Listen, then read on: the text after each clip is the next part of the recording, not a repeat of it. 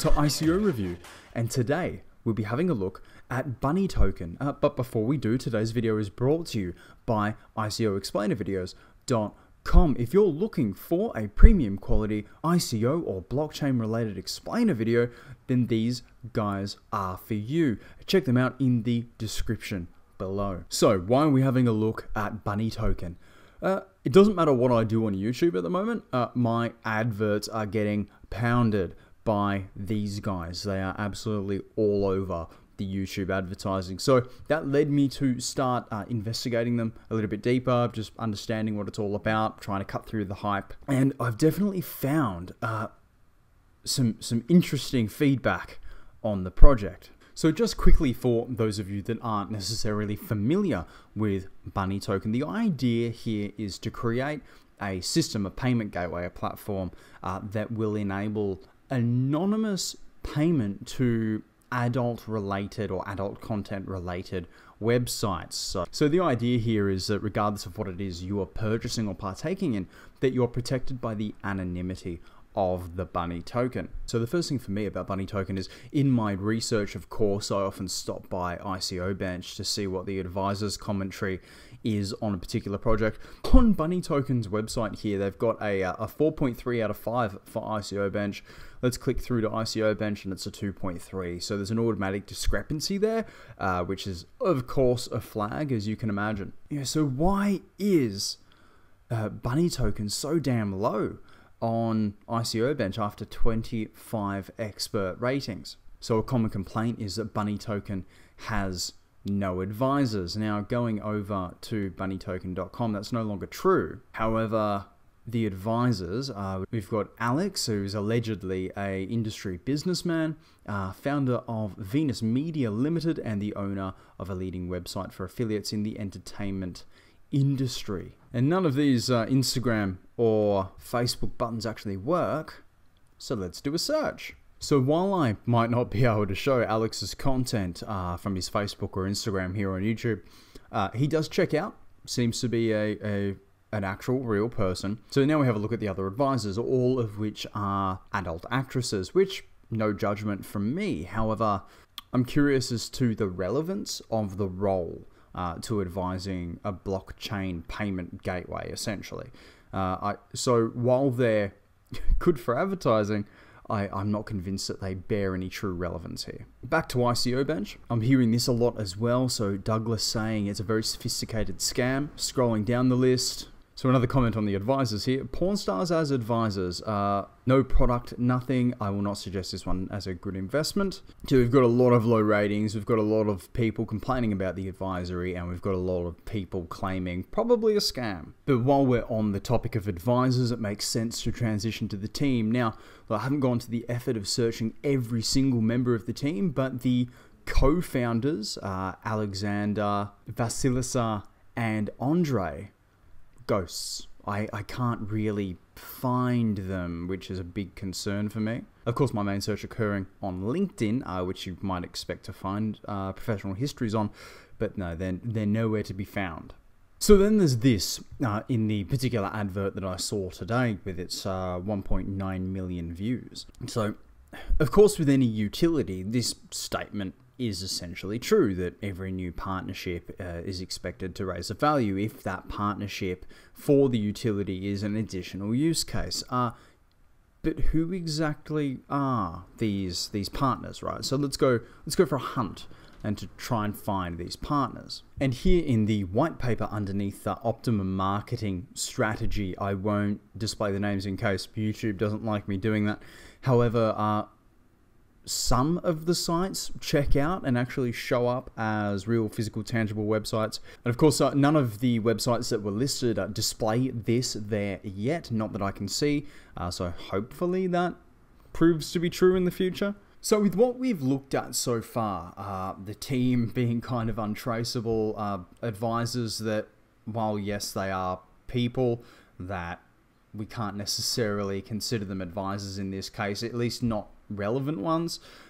What about the platform though? Is there a physical tangible platform? So there is an MVP here.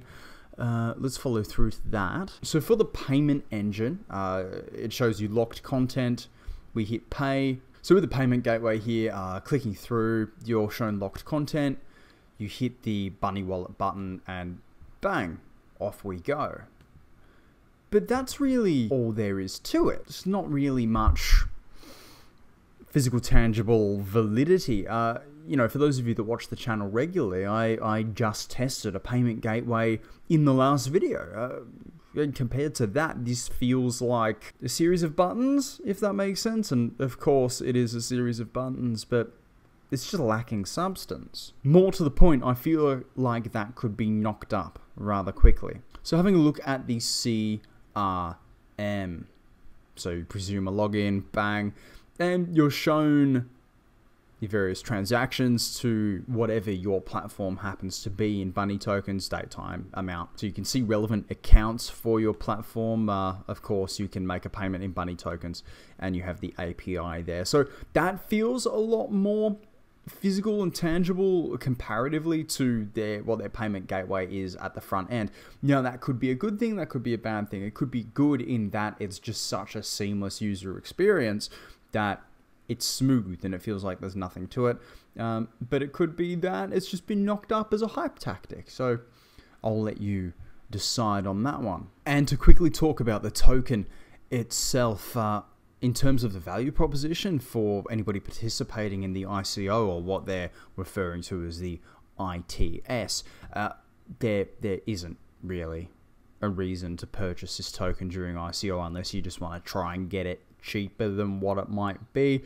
And at a current price of $1.40, I really don't think that it's worth it. I mean, it's very common for tokens to fall below ICO price when they hit exchanges or shortly after they hit exchanges. So I see no incentive to participate in this particular ICO.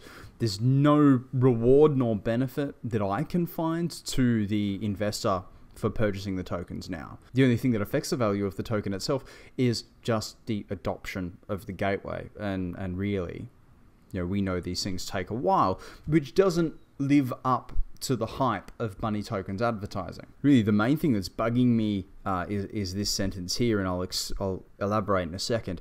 So to jumpstart the value of the token during the ICO and ICO phase, we will increase the value of the currency by 1% per day. This guarantees a notable increase for initial buyers. So it's a notable increase in the price you're charging. We can presume it's going to hit exchanges at a ICO price for a moment. And the moment people start offloading tokens, it will drop below whatever price it hits exchanges. That is what happens 9 times out of 10 with utility tokens. So this in the white paper can be construed as mildly misleading. But the bit that is extremely misleading is this. Starting from the first day of pre-initial token sale, the price of the token will increase 1% every single day.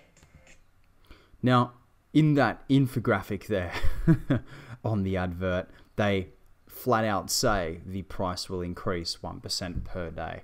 And as we just discussed, it's the price they're charging, not the intrinsic value, because there is no free trade. So that's problematic. And yes, they're hyping it up, but it's misleading. So my final thoughts on Bunny token. This isn't financial advice, but I feel in this case it's common sense. If you're interested in losing your money, then invest in Bunny token. That's my advice to you. Not financial advice, but common sense advice. It just doesn't make sense. And I mean, if we really want to power such sites, yes, I do believe that there is a use case in using a token to protect anonymity, but I don't see why it couldn't just be done in creating an Ethereum or an ERC20 or just an overall payment gateway for people to just use existing cryptocurrencies and privacy coins specifically. You know, there's already a whole realm of privacy coins out there that allege to protect your identity. I don't see any point in introducing this particular token in the way they're introducing it, but let me know what you think about this one in the comment section below. If you like what we do here, I can't believe I'm having to say this with the current state of YouTube, but ring the bell, whatever that means, and you'll get notified when we upload new videos. I have been your crypto enthusiast, and I'll see you in the next video.